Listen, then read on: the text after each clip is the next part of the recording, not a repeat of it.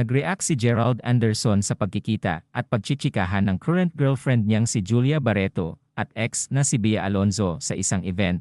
Nangyari ang pagbabati ni na Julia and Bea sa tribute at post-birthday celebration para kay Mr. Johnny Manahan o Mr. M sa Resorts World Manila nitong March.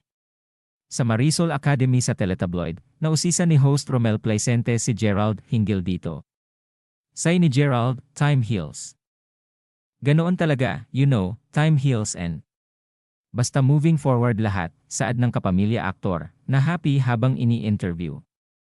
Matatanda ang 2019 naging national issue ang hiwalayang Bea at Gerald dahil umano kay Julia. Sinabi noon ni Bea na hindi sila nag-break ni Gerald kundi bigla na lamang daw hindi nagparamdam sa kanya ang aktor o ginost siya. Saad naman ni Gerald, no longer healthy na ang relationship nila ni Bea at itinanggi niyang ginost niya si Bea.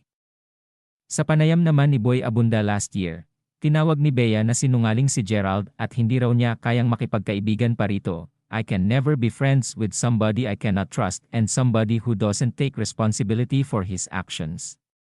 So, siguro hindi, sambit ni Bea.